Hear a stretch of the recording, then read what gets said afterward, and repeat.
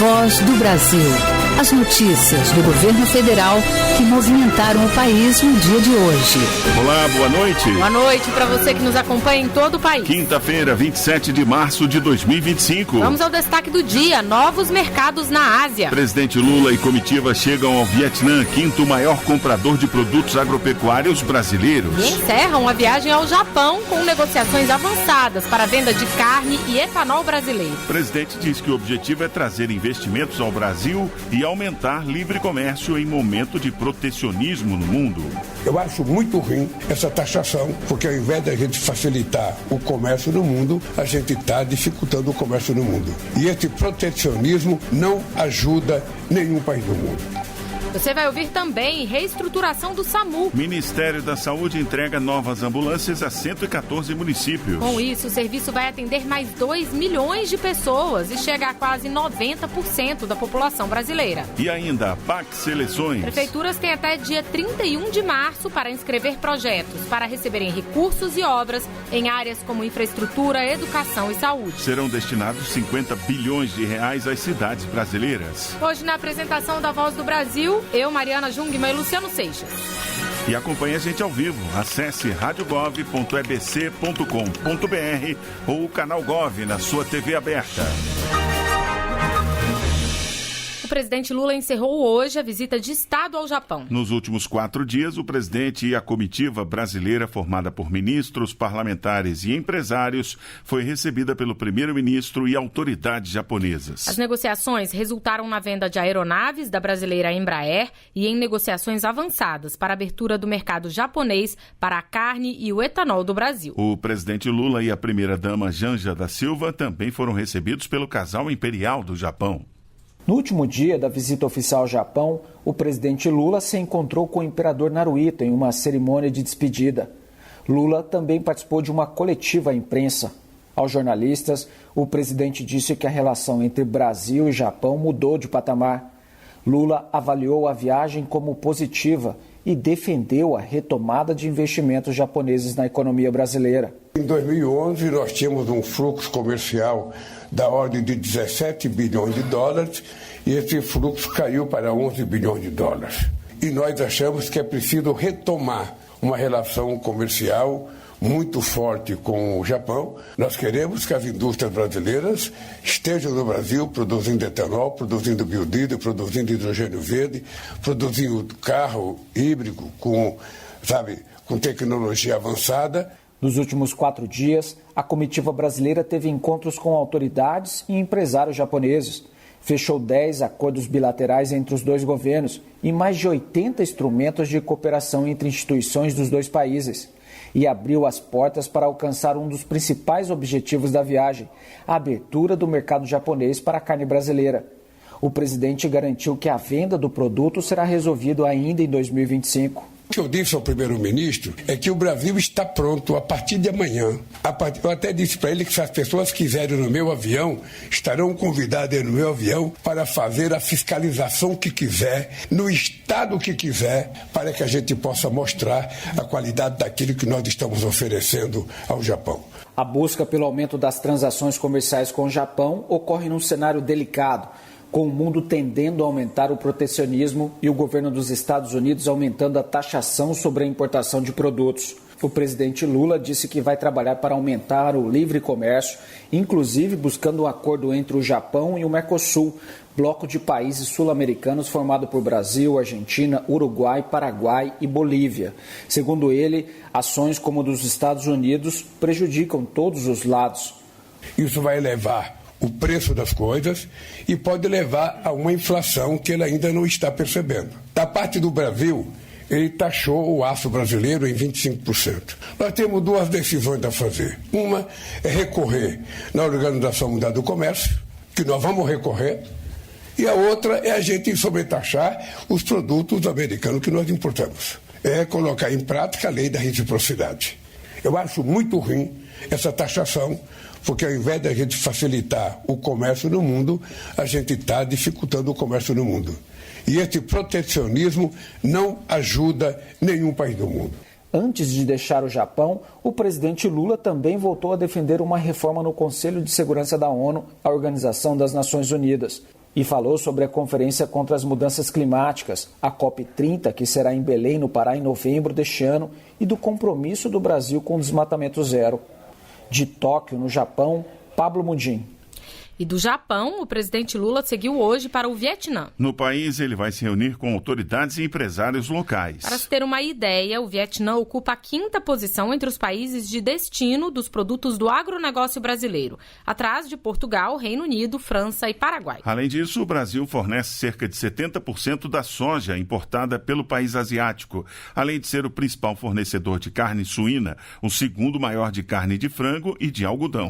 E em 2024, os países celebraram 35 anos de relações diplomáticas. 50 anos após o fim de um conflito devastador, o Vietnã hoje se destaca no cenário mundial com um crescimento econômico acelerado.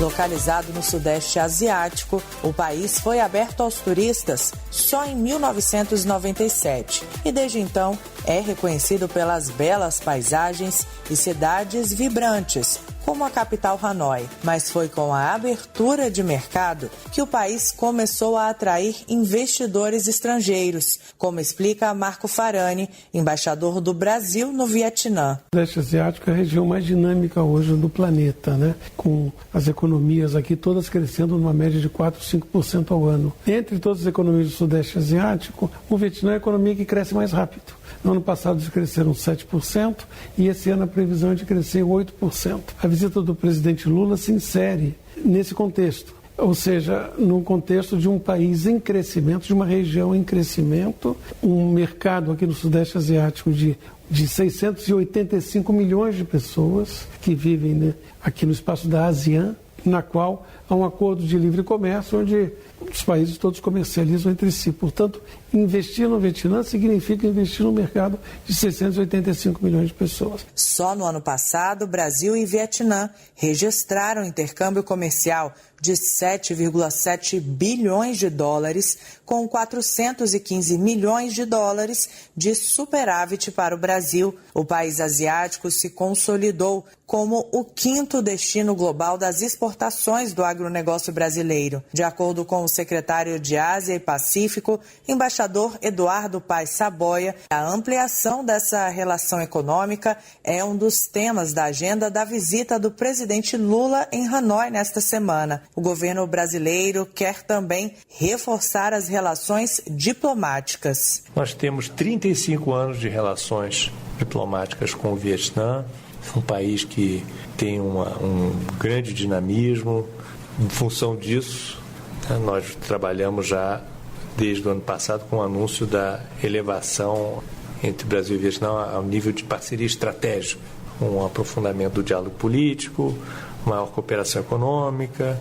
É o segundo país do Sudeste Asiático a se tornar parceiro estratégico do Brasil. O primeiro foi a Indonésia. Na agenda do presidente Lula em Hanoi estão previstas as reuniões com as principais autoridades vietnamitas, incluindo o primeiro-ministro Pham Minh Chinh, que esteve no Brasil no ano passado para participar da cúpula do G20 no Rio de Janeiro. Também será realizado um fórum econômico reunindo empresários brasileiros e vietnamitas. O presidente Lula permanece em Hanoi até o dia 29, quando retorna ao Brasil. De Hanoi, no Vietnã, Gabriela Noronha.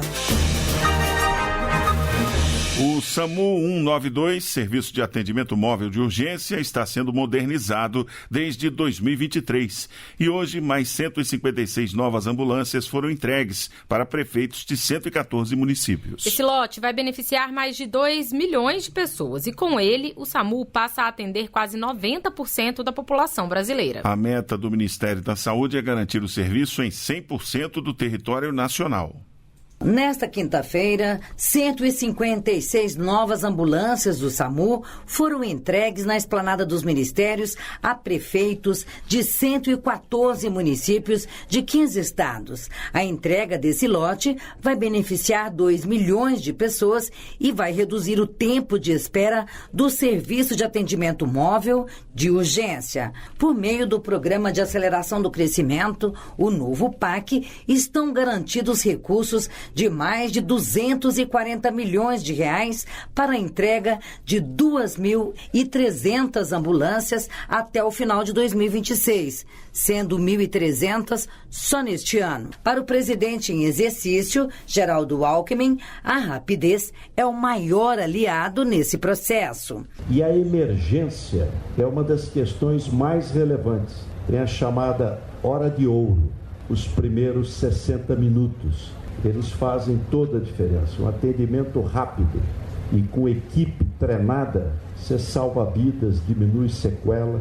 Com mais essa entrega, o governo garante que a cobertura do SAMU vai alcançar agora quase 90% da população brasileira. O ministro da Saúde, Alexandre Padilha, explica que o SAMU não é apenas um serviço de transporte de pacientes. Quando alguém liga para o 192, começa ali o atendimento que vai salvar uma vida. Quem atende o telefone não é só um telefonista, é um profissional de saúde, que nas primeiras perguntas já identifica qual que é o melhor equipamento que tem que ir, se vai a moto, se vai a ambulância básica, se vai de suporte avançado. No município de São Lourenço, no Piauí, com 4.400 habitantes, quando surge uma emergência, é preciso contar com a sorte, porque o hospital mais próximo fica a 25 quilômetros de distância. O prefeito Tiago Santana fala sobre a diferença que a ambulância vai fazer na cidade. É um significativo muito grande para a população, que vai ter um atendimento rápido, especializado e seguro para aquelas pessoas que precisam de algum atendimento imediato. As ambulâncias, preparadas para atender casos de menor complexidade, contam com um socorrista e um auxiliar de enfermagem. Já as unidades de suporte avançado contam com a presença de um médico, já que trabalham com equipamentos e medicações específicas, como ventiladores mecânicos e bombas de infusão. Desde 2023, o governo federal garantiu 2.222 novas ambulâncias. Mais de 6 milhões de pessoas passaram a ter acesso ao atendimento de urgência. Atualmente, o SAMU conta com mais de 4.300 veículos em circulação e chega a 188 milhões de brasileiros em 4.143 municípios. Reportagem Cleide Lopes. Construção de creches e escolas, aquisição de novos equipamentos para unidades básicas de saúde, renovação da frota de transportes, abastecimento de água potável. São alguns dos serviços abrangidos pelo novo PAC Seleções, que está com inscrições abertas até o final do mês. Esta é a segunda etapa do programa, lançado em 2023, para assegurar obras e empreendimentos essenciais à população. Os investimentos somam quase 50 bilhões de reais. E os municípios que foram selecionados na primeira etapa não só podem participar, como terão prioridade agora, no caso de obras já iniciadas.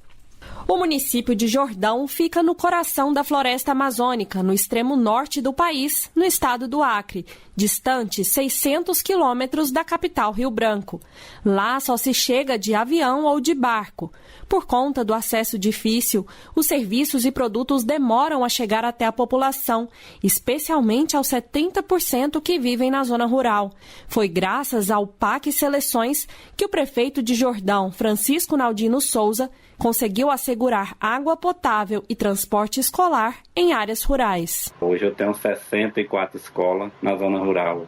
Ainda falta a grande maioria, mas a gente espera que um dia consiga atender todas com água potável. A gente pediu mais ônibus também, mais construção de mais escola, creche para escola. É um município que precisa de melhorar muito a infraestrutura. Muitas vezes é uma novidade o ônibus parar em frente a uma casa num município tão distante para levar o filho do cidadão até a escola. Para ampliar a entrega de serviços públicos e garantir mais qualidade de vida aos brasileiros de norte a sul do país, estão abertas as inscrições para mais uma etapa do novo PAC Seleções. Os gestores municipais têm até o final deste mês para submeter projetos, como construção de policlínicas, creches, centros esportivos, obras de drenagem, abastecimento de água e renovação de frota. Os investimentos somam quase 50 bilhões de reais. Para a área de mobilidade serão destinados mais de 8 bilhões de reais, com o intuito de melhorar os deslocamentos da população sem descuidar do meio ambiente, como destacou Denis Andia, secretário nacional de Mobilidade Urbana do Ministério das Cidades. Nós temos investimentos em trilhos, VLTs, trens urbanos, metrô, trens, né? E isso tudo permite, né, um transporte que polui menos. Os projetos irão passar por um período de análise, em que serão priorizados os municípios que já deram andamento às obras da primeira seleção e a cobertura de vazios assistenciais. A expectativa é de que os municípios selecionados já possam começar as obras no segundo semestre, de acordo com o secretário especial do PAC, Maurício Muniz, da Casa Civil. Ele faz um apelo aos gestores locais para que não percam essa oportunidade. Prefeitas e prefeitos não podem perder essa oportunidade de levar mais serviços, mais obras, mais empregos e mais equipamentos para a sua cidade. Até quarta-feira desta semana, 26 de março, já haviam sido recebidas 21.500 propostas por 4.600 proponentes, sobretudo em projetos de infraestrutura, de educação e saúde. As regras, editais e outras informações estão disponíveis no site www.gov.br/Casa Civil/Novo PAC. Reportagem Natália Kozlik. Muitas cidades sofrem com alagamentos, excesso de chuvas, rios que transbordam e longos períodos de seca. Estamos falando sobre mudanças climáticas extremas. De acordo com o Ministério do Meio Ambiente e Mudança do Clima, esses fenômenos estão ocorrendo cada vez com maior frequência. Mas para garantir que essas consequências climáticas não atinjam a população, o governo federal vai investir em políticas coordenadas que favoreçam a qualidade do meio ambiente. Este é o programa Cidades Verdes Resilientes, que foi tema de um encontro hoje em Brasília. Para ajudar as cidades a enfrentarem os impactos da mudança do clima, foi criado o programa Cidades Verdes Resilientes. O objetivo é integrar União, estados e municípios na articulação de políticas que ajudem as cidades a se adaptarem e resistirem aos grandes eventos climáticos. O programa é coordenado pelos Ministérios do Meio Ambiente e Mudança do Clima, da Ciência, Tecnologia e Inovação e das cidades. E nesta quinta-feira foi realizado o primeiro encontro para discutir essa ação com o governo federal, gestores municipais e estaduais, pesquisadores e sociedade civil. Segundo o ministro da Cidade, Jader Filho, o governo federal vai destinar recursos aos municípios que enfrentam as consequências desses desastres naturais. Com a questão dos desastres dos eventos climáticos, onde nós estamos financiando 200 planos de redução de risco até o final do governo do presidente Lula, para que a gente possa também dar a esses municípios para que eles estejam preparados e que eles consigam mapear onde estão os principais problemas, para que eles possam se antecipar se eventos acontecerem e a cidade esteja preparada se os eventos chegarem. O ministro Jader Filho destacou também a importância de debater a preservação ambiental e a capacidade das cidades de serem mais resistentes no ano em que o Brasil vai sediar a 30ª edição da Conferência das Nações Unidas sobre Mudança do Clima, a COP30. Lá nós temos uma grande oportunidade de fazer um processo de discussão sobre o meio ambiente, mas o tema central que o Ministério das Cidades vai levar é o tema das cidades, o tema urbano. A Conferência das Nações Unidas sobre Mudança do Clima, COP30, ocorrerá em Belém, no Pará, em novembro. Ela é considerada um dos principais eventos sobre o tema no mundo e deve reunir mais de 40 mil pessoas, entre líderes mundiais, cientistas, organizações não governamentais e representantes da sociedade civil, para discutir ações para combater as mudanças do clima. Reportagem Márcia Fernandes. Estudantes que podem participar do Pé de Meia Licenciaturas têm até 30 de março para finalizar o cadastro e garantir a primeira parcela da bolsa. O programa é um dos eixos do Mais Professores para o Brasil e quer incentivar a formação de novos docentes e melhorar a qualidade dos cursos. O programa oferece R$ 1.050 por mês para alunos aprovados em cursos presenciais de licenciatura via Sisu, ProUni ou FIES, com nota mínima de 650 no Enem 2024. Desse total, o estudante poderá sacar R$ 700. Outros 350 serão depositados como poupança e poderão ser retirados após o professor recém-formado ingressar na rede pública de ensino em até 5 anos após a conclusão do curso. Gregório Durlo, secretário executivo adjunto do Ministério da Educação, explicou que o Ministério quer estimular e valorizar a profissão de professor. Então, a gente está prevendo tanto a bolsa para fins de manutenção diária desse estudante, quanto uma poupança que chegará aí em algo como R$16 mil ao final do curso, para que ele tenha uma expectativa de ter um recurso próprio seu já quando ingressar nas redes de ensino. Inicialmente, foram disponibilizadas até 12 mil bolsas, que serão pagas pelo Ministério da Educação por meio da Coordenação de Aperfeiçoamento de Pessoal de Nível Superior, a CAPES. O cadastro deve ser realizado na plataforma Freire, no endereço freire.capes.gov.br. E termina hoje, às 23h59, o prazo para as inscrições no programa Universidade para Todos, para a lista de espera. Os candidatos com interesse em participar precisam acessar a página do ProUni no site acessounico.mec.gov.br/ProUni. O resultado será divulgado no dia 1º de abril. E a partir desta data, os pré-selecionados devem comparecer à instituição de ensino escolhida para comprovar as informações prestadas em sua inscrição. Hoje, no Dia Nacional da Inclusão Digital, vamos falar da iniciativa que promove a doação de computadores a escolas públicas e projetos sociais localizados em áreas carentes, remotas e rurais. É o programa Computadores para a Inclusão, que recondiciona aparelhos eletrônicos e ainda capacita jovens em vulnerabilidade social. Mais de 50 mil pessoas já se formaram em cursos como de informática básica e manutenção de computadores. Fazer testes, consertar e deixar o computador pronto para ser usado de novo. Arthur Souza tem 17 anos e aprendeu a fazer tudo isso no curso do programa Computadores para a Inclusão. Ele gostou tanto da experiência que se tornou estagiário no Centro de Recondicionamento de Computadores, localizado na região do Gama, no Distrito Federal. O estudante agora sonha em fazer faculdade na área de informática. Eu acho que abriu umas portas muito importantes, porque daqui para frente, querendo ou não, o mercado de trabalho vai gerar em torno disso, né? Na área de informática. Eu acho um projeto muito bacana para pessoas que não têm condições, né? Porque o curso é gratuito. É uma área que eu quero trabalhar assim, eu quero fazer faculdade de TI e eu acho que isso aumentou mais um pouco minha vontade. O programa Computadores para a Inclusão é uma ação do governo federal executada pelo Ministério das Comunicações. Nas mãos de jovens como Arthur, mais de 8 mil toneladas de equipamentos eletrônicos que seriam descartados de forma errada viraram ferramentas de inclusão social.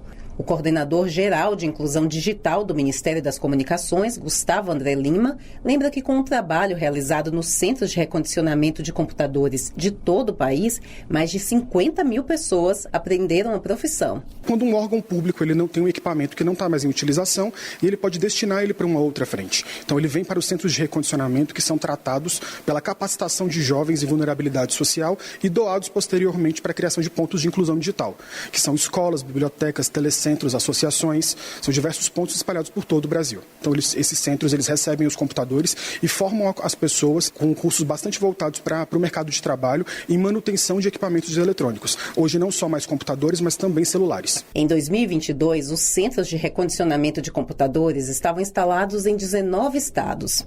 A iniciativa foi ampliada e chegou em todas as unidades da federação. O investimento total no programa, desde a criação em 2010, já supera 91 milhões de reais. Até o final de 2025, o programa Computadores para a Inclusão quer alcançar a meta de 75 mil máquinas doadas. Reportagem Graciele Bittencourt.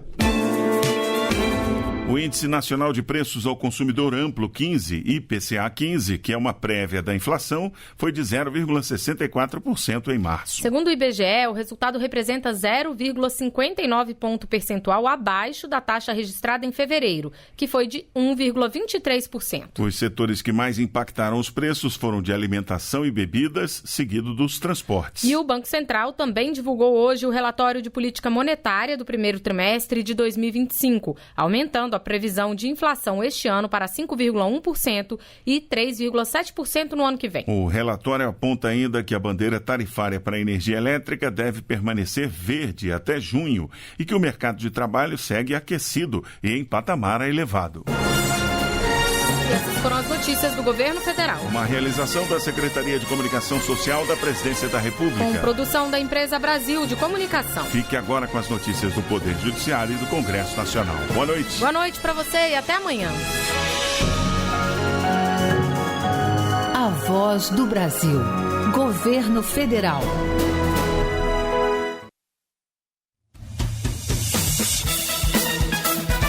Você vai ouvir agora notícias do Poder Judiciário. STF fixa prazo de 12 meses para que a Prefeitura de São José dos Campos, em São Paulo, reestruture cargos na administração municipal. Família de eletricista assassinado ao fazer corte de energia para a concessionária deve ser indenizada. No Piauí, 2 pessoas são condenadas por fraude em programa federal vinculado ao Ministério do Esporte. Boa noite, eu sou Ariana Fonseca. E eu sou Carlos Eduardo Cunha. Supremo Tribunal Federal fixa prazo de 12 meses para que a Prefeitura de São José dos Campos, em São Paulo, reestruture cargos na administração municipal. Ministro Luiz Roberto Barroso, presidente do STF. Fernanda Porto.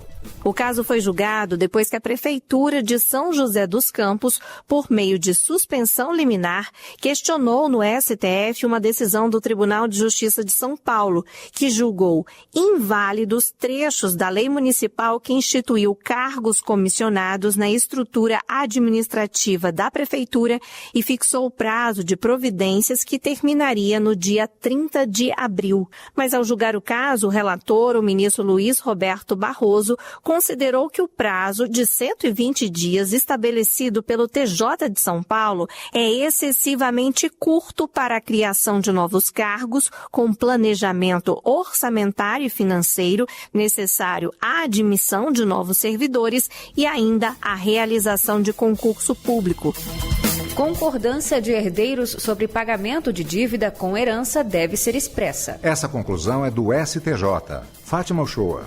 Após a morte de um homem, 2 empresas alegaram ter uma dívida para receber dele e pediram que o valor fosse pago com parte da herança. Diante do silêncio dos herdeiros sobre a concordância, a Justiça do Paraná decidiu que, sem a manifestação, o pedido não pode ser processado no inventário. A 3ª turma do STJ negou o provimento ao recurso especial da empresa. Segundo o relator ministro Ricardo Vilas Boas Cueva, o consenso dos interessados em reconhecer a dívida é essencial para habilitar um crédito no inventário e, sem estar de forma clara e indiscutível, resta aos credores cobrarem a dívida em ação independente. Distribuidora de energia elétrica deve indenizar viúva de eletricista assassinado ao fazer corte de energia para a concessionária. A decisão é da 6ª turma do TST. Larice de Paula. O trabalhador foi assassinado por 2 pessoas que não gostaram de um corte de energia em um bairro em São Luís, no Maranhão. A família da vítima pediu indenização por danos morais e materiais, que foi aceito pela 6ª turma do Tribunal Superior do Trabalho. Apesar do homicídio ter sido praticado por terceiros, o profissional morreu ao cumprir ordens da empregadora. TSE decide não dar seguimento ao recurso do atual prefeito de São Bernardo do Campo, em São Paulo. Marcelo de Lima Fernandes perdeu o mandato de deputado federal em 2013, após deixar o partido Solidariedade sem justa causa. Estevão Furtado. O TSE reconheceu a perda de interesse no caso porque Marcelo Lima foi eleito prefeito de São Bernardo do Campo, em São Paulo, em 2024, pelo partido Podemos. O relator do caso, o ministro Ramos Tavares, destacou que a posse como prefeito torna sem efeito o recurso contra a perda do mandato de deputado federal. 3ª Vara Federal Criminal do Piauí condena 2 pessoas por fraude em programa federal vinculado ao Ministério do Esporte. A ação partiu do Ministério Público Federal. Carla Zanetti. O ex-presidente da Federação das Associações de Moradores do Estado do Piauí, Raimundo Mendes da Rocha, e o empresário Paulo André Cardoso foram condenados a 4 anos de prisão. A pena foi convertida em pagamento de multa e prestação de serviços comunitários pelo desvio de mais de 3 milhões de reais do programa Segundo Tempo. O ex-presidente também foi condenado a ressarcir em 2,5 milhões de reais. O dinheiro seria usado para a implementação de 126 núcleos de esporte educacional no estado, que atenderia mais de 12 mil pessoas. Ainda cabe recurso da decisão. Você acompanha outras notícias do Poder Judiciário em 104,7 FM para o Distrito Federal e em torno. Ou pelo canal 1.3 da TV aberta em Brasília. Ouça também pelo TuneIn de qualquer lugar do mundo. E baixe agora o TV Justiça Mais, disponível na loja de aplicativos do seu celular. Uma boa noite. E até amanhã. Notícias do Poder Judiciário, uma produção da Rádio Justiça, Supremo Tribunal Federal.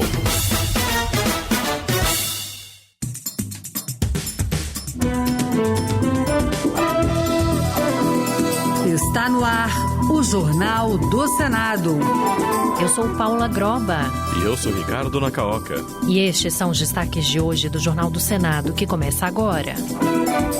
Proposta que impede farmacêuticos de prescreverem medicamentos será analisada pelo Senado. Vai à sanção um projeto que proíbe discriminação contra estudantes por motivo de maternidade ou adoção. Senado entrega diploma a Berta Lutz e homenageia 19 mulheres por atuação na defesa de direitos. Boa noite. Boa noite. O Senado pode votar projeto que invalida a prescrição de medicamentos por farmacêuticos. O autor da proposta já conseguiu urgência para que o texto seja analisado diretamente no plenário. Repórter Érica Christian. A Resolução 5 de 2025 do Conselho Federal de Farmácia autoriza o profissional a prescrever, substituir, interromper ou administrar medicamentos, incluindo os de venda com receita médica, a renovar prescrições e pedir exames e testes rápidos ou avaliá-los. Alegando que essas competências são dos médicos, o senador Dr. Irã, do PP de Roraima, apresentou um projeto de decreto legislativo para validar essa resolução. Matérias que são fundamentais para que pudéssemos fazer um diagnóstico adequado da doença e estabelecermos uma terapêutica na dose certa, com o mínimo de efeitos colaterais e no tempo certo. Isso é uma prerrogativa de médico. Dr. Irã alertou ainda que outro problema a ser combatido é a automedicação. Existe um remédio que qualquer dorzinha você vai na farmácia e compra ele. Quando você usa de maneira inadequada, ele pode causar uma anemia muito grave e difícil de se resolver. O projeto para invalidar a permissão para farmacêuticos prescreverem medicamentos está com pedido de urgência e poderá ser votado diretamente no plenário. E a Comissão de Assuntos Sociais aprovou a exigência de uma alimentação adequada para pessoas com transtorno do espectro autista, prescrita por profissionais habilitados. A medida será incorporada à Política Nacional de Proteção a esse público. Se aprovado pelo plenário, o projeto seguirá para a sanção presidencial. Detalhes com o repórter Bruno Lourenço. A legislação já inclui a nutrição adequada e a terapia nutricional entre os direitos das pessoas com transtorno do espectro autista. O projeto de lei aprovado na Comissão de Assuntos Sociais diz que essas ações deverão ser realizadas por profissional de saúde legalmente habilitado, observados os protocolos clínicos e as diretrizes terapêuticas. O relator, senador Paulo Paim, do PT do Rio Grande do Sul, disse que a seletividade alimentar é uma alteração comportamental comum no transtorno do espectro autista, o que indica a necessidade de um cuidado maior com essas pessoas. Essa seletividade alimentar, muitas vezes ligada a desordens neurosensoriais que influenciam a aceitação de alimentos, resulta em uma dieta limitada, com baixo valor nutricional e alta densidade energética, o que pode levar a deficiências nutricionais e a obesidade que avança tanto em nosso país e a outros problemas de saúde. Se aprovado pelo plenário, o projeto vai à sanção presidencial. O senador Esperidião Amin, do PP de Santa Catarina, celebrou a criação da Frente Parlamentar de Apoio à Cibersegurança e Defesa Cibernética, instalada pela Comissão de Comunicação e Direito Digital. Ele destacou que o tema representa um grande desafio e afirmou que a iniciativa não será partidarizada. Presidente da Frente Parlamentar, Amin explicou que o colegiado busca conscientizar a sociedade sobre os desafios da defesa cibernética e estimular parcerias entre o setor público e privado. Segundo ele, É necessário avançar na construção de um sistema de proteção, enquanto cabe ao Executivo avaliar a criação de uma agência específica para o setor. A defesa cibernética significa um bem para a economia. A defesa cibernética é algo que nós temos que conseguir para a segurança da sociedade. E o senador Paulo Paim, do PT do Rio Grande do Sul, criticou as tentativas de flexibilização da lei da ficha limpa, que, em sua opinião, representam um retrocesso, uma desmoralização para o Congresso e vão contra o interesse do povo brasileiro. O parlamentar ressaltou que a lei da ficha limpa não nasceu nos gabinetes, mas é fruto de um amplo clamor popular, de uma mobilização que envolveu milhões de brasileiros. Lembrou ainda que ela começou a valer nas eleições de 2012, tendo estabelecido critérios objetivos para candidatos que tenham sido condenados por órgãos colegiados ou que renunciaram a seus mandatos para evitar processo de cassação. É uma conquista que simboliza avanços no combate à corrupção, no fortalecimento das instituições e da própria política brasileira. O Senado aprovou e seguiu para a sanção presidencial o projeto que proíbe a discriminação de estudantes por gravidez ou adoção. A medida abrange processos de seleção para bolsas de estudo e pesquisa das instituições de educação superior. Repórter Pedro Pincer. O Senado aprovou nesta quarta-feira projeto da deputada federal Érica Hilton, do PSOL de São Paulo, que proíbe critérios discriminatórios contra estudantes e pesquisadores por motivo de gestação, parto, nascimento de filho ou adoção nos processos de seleção para bolsas de estudo e pesquisa das instituições de educação superior e das agências de fomento à pesquisa. A senadora professora Dorinha Seabra, do União do Tocantins, leu o relatório da senadora Leila Barros, do PDT do Distrito Federal, na Comissão de Educação. Segundo ela, o projeto garante igualdade de direitos, afastando métodos de discriminação. Que o texto faz jus ao sistema público de ciência e tecnologia, que tem lutado para suprimir preconceitos e discriminações nos seus processos internos e certamente se fortalece de forma a impedir que eventos de discriminação voltem a acontecer no âmbito dessas instituições importantes para a ciência do nosso país. O projeto segue agora para a sanção presidencial. E a Comissão de Direitos Humanos aprovou mais tempo de ensino remoto para gestantes, o que deve incentivar a amamentação. A relatora da proposta defende a medida como essencial para evitar que mães abandonem os estudos. Repórter Marcela Cunha. De autoria do senador Stevenson Valentim, do PSDB do Rio Grande do Norte, a proposta modifica a regra atual, que limita esse direito a 3 meses. O novo texto permite o estudo em casa a partir do 8º mês de gestação, até 1 ano após o nascimento, para incentivar a amamentação. A relatora, a senadora Damares Alves, do Republicanos do Distrito Federal, defende a medida como essencial para evitar que mães abandonem os estudos. Olhemos mais atentamente o campo da educação, assegurando que as mulheres que se tornam mães não sejam obrigadas a escolher entre o direito à educação e o exercício da maternidade nos primeiros momentos de convivência com seus filhos. A Organização Mundial da Saúde recomenda que o aleitamento materno exclusivo seja mantido até os 6 meses de vida do bebê e, em conjunto com outros alimentos, até os 2 anos de idade. O projeto segue para análise final na Comissão de Educação. Em sessão de premiações e condecorações, o plenário do Senado homenageou 19 mulheres com o prêmio Berta Lutz. A senadora Leila Barros, do PDT do Distrito Federal, ressaltou a bravura das homenageadas, mas alertou que muitas pautas ainda precisam avançar. Repórter César Mendes. Atrizes consagradas, professoras, escritoras, médicas, cientistas, ativistas, filântropas e servidoras públicas. As 19 mulheres agraciadas com o diploma Berta Lutz este ano possuem diferentes origens, etnias e áreas de atuação, como destacou o primeiro vice-presidente no exercício da presidência, senador Eduardo Gomes. A líder da bancada feminina, senadora Leila Barros, do PDT do Distrito Federal, descreveu as agraciadas como 19 bravas mulheres, mas destacou que muitas bandeiras defendidas ainda não avançaram. Um quarto de século já transcorrido desde a primeira edição deste prêmio e ainda precisamos estar aqui reivindicando direitos. E, pasmem, direito até mesmo à integridade física. Entre as agraciadas com o prêmio Bertalutz estão as atrizes Fernanda Montenegro e Fernanda Torres, a neurocientista Lúcia Braga, a presidente do Instituto Ayrton Senna, Viviane Senna, e a escritora Conceição Evaristo.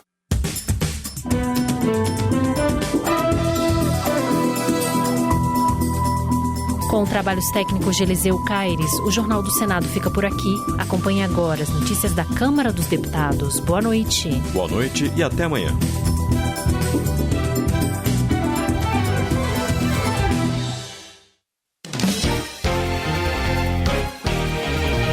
Jornal Câmara dos Deputados. Plenário aprova suporte permanente para tratamento contra o câncer. Parlamentares ampliam proteção a menores contra abuso patrimonial. Deputados divergem sobre julgamento pelos ataques de 8 de janeiro.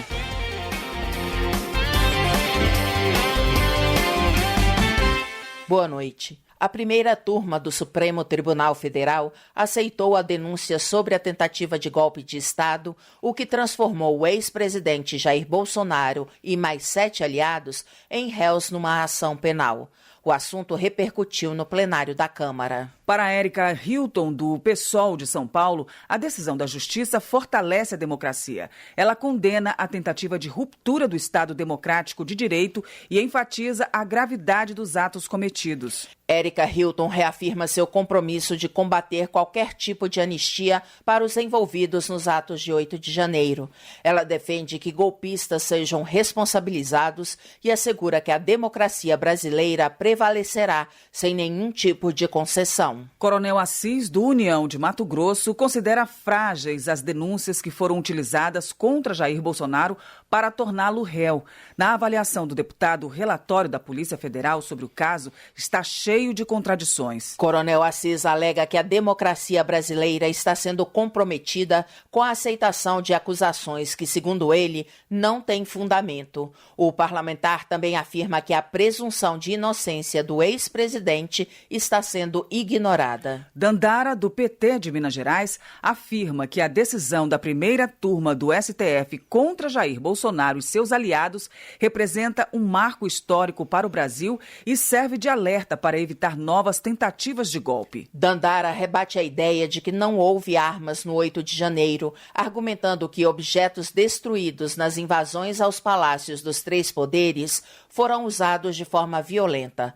Ela contesta qualquer possibilidade de anistia aos envolvidos na trama golpista. Mas, para Maurício Marcon, do Podemos do Rio Grande do Sul, o STF foi parcial em sua decisão de tornar Jair Bolsonaro réu no processo de tentativa de golpe, já que a denúncia apresentada pela PGR contra o ex-presidente foi analisada por ministros ligados ao governo Lula. Maurício Marcon critica ainda a rapidez no julgamento de Bolsonaro com o objetivo de afastá-lo das eleições de 2026. Ele defende a anistia aos presos do 8 de janeiro e acusa a esquerda de hipocrisia, que por um lado rejeita a medida e por outro se diz defensora da democracia. Ana Paula Lima, do PT de Santa Catarina, comenta julgamento que tornou réus Jair Bolsonaro e outros 7 aliados em denúncia sobre tentativa de golpe após as eleições de 2022. A deputada afirma que a decisão do STF representa justiça diante dos ataques à democracia. Ela considera o resultado do julgamento um marco para a democracia e pede celeridade na responsabilização de todos os autores do plano golpista. Ana Paula Lima enfatiza o direito de defesa dos réus, mas aponta que é preciso punir aqueles que tentaram romper com a ordem constitucional do país. Pedro Czai, do PT de Santa Catarina, defende a responsabilização de Jair Bolsonaro e de seus aliados pela tentativa de golpe. Em sua avaliação, ao tentar abolir o Estado democrático de direito, eles fizeram da sociedade a sua principal vítima. Pedro Czai alega que os presos no 8 de janeiro não merecem merecem anistia, pois rejeitaram o acordo de não persecução penal do Ministério Público. Sobre a existência de muitos idosos entre os presos, o deputado afirma que eles são apenas 2% dos detidos. José Guimarães, do PT do Ceará, também celebra a decisão do STF de tornar réus o ex-presidente Jair Bolsonaro e mais 7 aliados por tentativa de golpe de Estado. Para ele, punir quem atenta contra o Estado de Direito é uma forma eficaz de proteger a Constituição. José Guimarães também exalta a viagem do presidente Lula ao Japão para celebrar os 130 anos das relações diplomáticas entre os dois países. Segundo o deputado, a agenda fortalece laços comerciais, garante investimentos e consolida o Brasil como protagonista global. Luiz Lima, do PL do Rio de Janeiro, entende que a escolha política dos ministros do Supremo Tribunal Federal compromete a imparcialidade da Justiça. Luiz Lima defende a adoção de mandatos limitados e de critérios mais técnicos para as nomeações. O parlamentar sugere um mandato de no máximo 8 anos e que os ministros tenham carreira na magistratura. Segurança Pública. Pedro Ayrara, do PRD, homenageia o soldado Matheus Souza Ribeiro, que morreu ao tentar salvar um jovem que pulou de um viaduto de Contagem, em Minas Gerais. Ele lembra outros casos de militares que perderam a vida no cumprimento do dever e alerta para o desgaste mental da profissão. Pedro Ayrara critica os baixos salários dos agentes e as condições precárias de trabalho. O parlamentar cobra do governo de Minas Gerais uma recomposição justa, ao afirmar que o reconhecimento do papel desses profissionais vai além de discursos em velórios. Eleições. De acordo com o padre João, do PT de Minas Gerais, o presidente dos Estados Unidos, Donald Trump, reconheceu a segurança do sistema eleitoral brasileiro, que vincula a identificação do eleitor a um banco de dados biométrico. Padre João avalia que a declaração de Trump reforça a legitimidade das eleições no Brasil e é uma resposta para aqueles que tentaram aplicar um golpe de Estado contestando o resultado das urnas. Saúde. Daniela do Vaguinho, do União do Rio de Janeiro, reitera a importância do enfrentamento da endometriose no Brasil. A deputada explica que a doença afeta milhões de mulheres, comprometendo sua saúde, qualidade de vida e capacidade de trabalho. Ao reforçar a necessidade de ampliar as políticas públicas de saúde, Daniela do Vaguinho sugere a criação de centros de referência e a capacitação de profissionais de saúde, além da inclusão do tema nas diretrizes curriculares de medicina. José Neldo, do União de Goiás, apresentou o projeto que obriga os governos municipais, estaduais e federal a custear internações em hospitais particulares quando não houver leitos de UTI disponíveis na rede pública. Ele afirma que o atual modelo de regulação do SUS é ineficiente. José Nelto ressalta que o texto busca garantir atendimento à população que depende exclusivamente do SUS. Ele critica a falta de reação do Executivo em relação ao assunto e cobra do Congresso Nacional uma resposta concreta ao que classifica como crise na saúde. Comissões. Câmara aprova a criação de semana de conscientização da Síndrome de Down. Vamos saber detalhes sobre o tema com a repórter Paula Moraes. A Comissão de Constituição e Justiça da Câmara aprovou um projeto que cria a Semana de Conscientização da Síndrome de Down, a ser realizada na semana do dia 21 de março. A Síndrome de Down é uma condição genética causada pela presença de 3 cromossomos 21 nas células dos indivíduos, em vez de 2. Por isso, também é conhecida como trissomia do cromossomo 21. A data 21 de março foi escolhida pois já é Dia Mundial da Síndrome de Down. O dia 21 faz alusão ao cromossomo. De acordo com o texto aprovado, o Poder Público Federal deverá instituir um conjunto de ações em parceria com a sociedade voltadas para compreensão, apoio, educação, saúde, qualidade de vida, trabalho e combate ao preconceito em relação às pessoas com síndrome de Down, seus familiares, educadores e agentes de saúde. Isso deverá ser feito por meio de eventos como a própria Semana de Conscientização, a ser realizada anualmente, e o Programa de Orientação sobre Síndrome de Down para profissionais das áreas de saúde e educação, que deverá contar com orientação técnica ao pessoal das áreas da saúde e educação e informações gerais à comunidade a respeito das principais questões envolvidas na convivência e no trato das pessoas com a síndrome.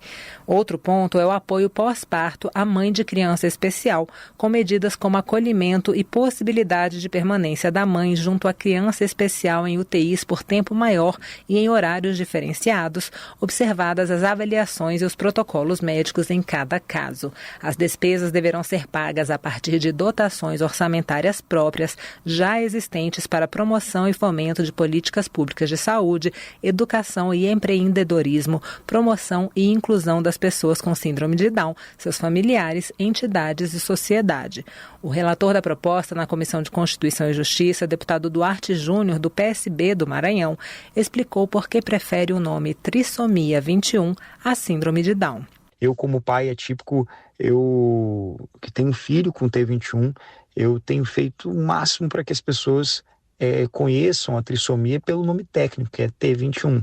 Até porque a síndrome de Down, o nome Down, apesar de se referir ao médico, em inglês Down significa para baixo, né?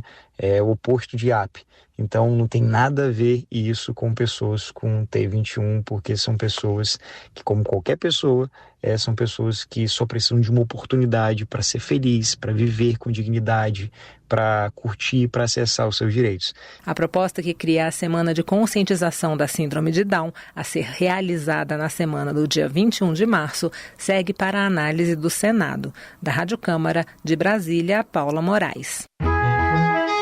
Previdência. Rogéria Santos, do Republicanos da Bahia, critica o veto presidencial ao projeto que dispensa segurados do INSS e beneficiários do PPC da reavaliação periódica em casos de incapacidade permanente. Para ela, é um absurdo exigir comprovação anual de condições irreversíveis. Rogéria Santos também reclama do veto ao projeto que equipara o diabetes tipo 1 a uma deficiência. A deputada ressalta a gravidade da doença e seu impacto negativo na vida dos pacientes. Gabriel Nunes, do PSD da Bahia, defende a adoção de um novo regime de parcelamento da dívida previdenciária dos municípios, previsto em proposta já aprovada pelo Senado. O deputado explica que a medida visa dar fôlego às prefeituras, permitindo o pagamento do débito em até 300 meses. Gabriel Nunes acrescenta que o texto limita o impacto dos precatórios sobre o orçamento municipal, reduzindo bloqueios judiciais que inviabilizam a gestão. Ele pede urgência na instalação da comissão especial que vai analisar a proposta, afirmando que a medida é fundamental para garantir a continuidade dos serviços públicos nas cidades. Educação. Sidney Leite, do PSD, agradece ao Ministério da Educação pela reforma do campus do Instituto Federal no município de Eirunepé.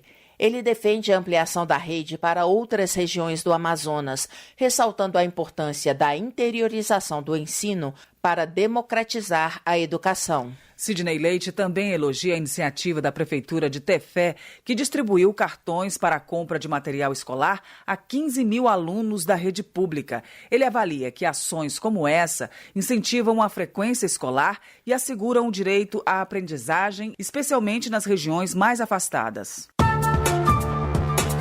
Ciência e tecnologia. Comissão analisa a criação de programa de capacitação tecnológica para jovens.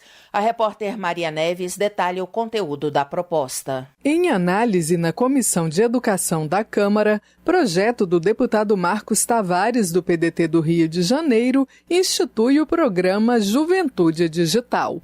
O objetivo da medida é promover a capacitação de jovens em tecnologia e facilitar o acesso desse público a empregos no setor de tecnologia da informação e comunicação.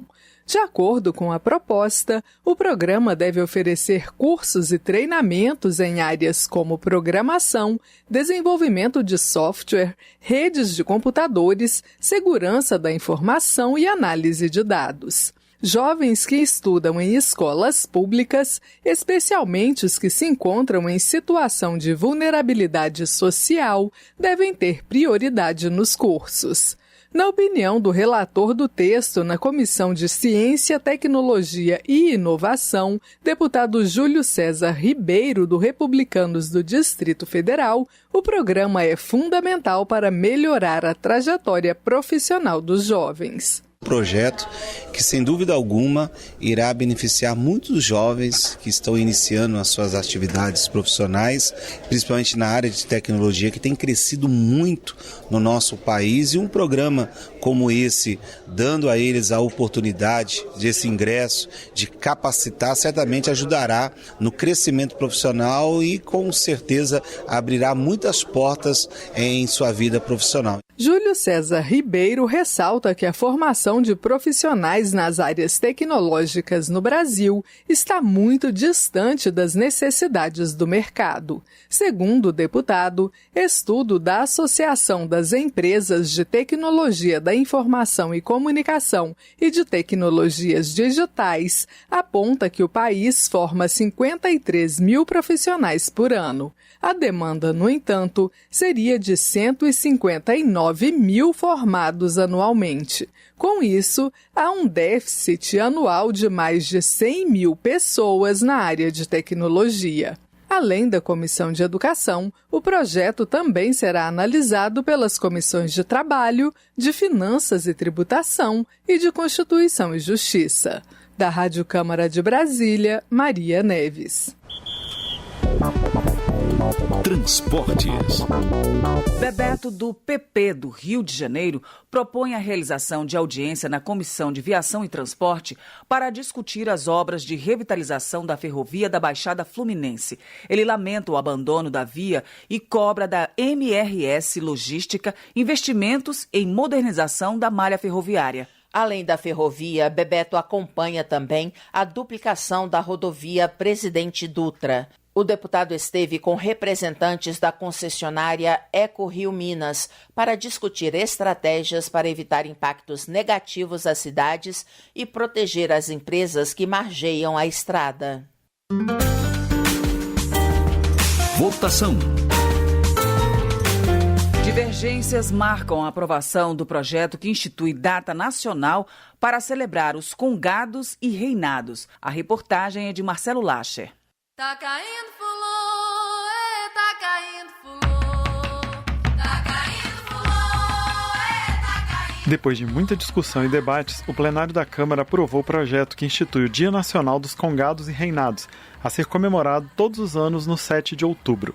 A data de 7 de outubro já celebra Nossa Senhora do Rosário, uma das padroeiras do Congado e do Reinado, manifestações culturais que misturam religiosidade católica com elementos simbólicos relativos à chegada de africanos escravizados ao Brasil. O Congado é uma procissão, um desfile que reúne elementos das tradições tribais de Angola e do Congo.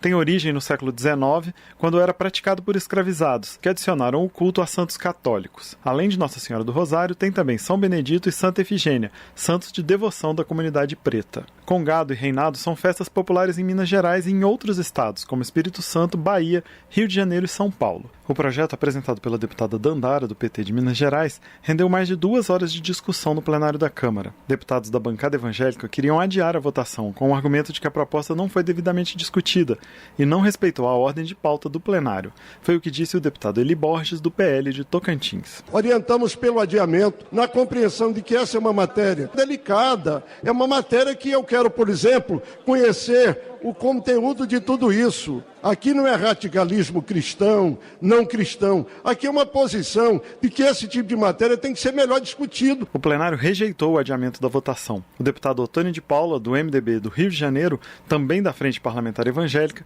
diz que o projeto não tem a ver com religião, mas com cultura. Historicamente, nós protestantes defendemos o Estado laico. Se nós, historicamente, somos defensores do Estado laico e nós temos dias em que comemoramos a nossa fé, os católicos também, por que não outras e quaisquer outras religiões? Que não é o caso aqui. O caso aqui não é religioso, o caso aqui é cultural. A autora da proposta, a deputada Dandara, justificou a importância da comemoração do Congado e do Reinado, tradição que, segundo ela, aglutina as comunidades por meio da fé e funciona também como forma de resistência dessas comunidades. E nós queremos um dia no calendário para festejar a resistência viva do nosso povo negro a partir dessa importante manifestação. Essa é uma manifestação que não começa hoje, que não começa agora.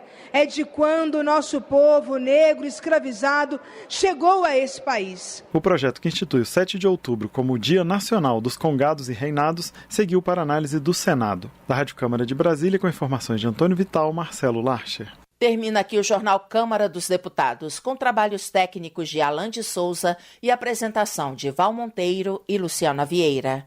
Uma boa noite para você. A Voz do Brasil volta amanhã. Até mais. Você ouviu A Voz do Brasil. Boa noite.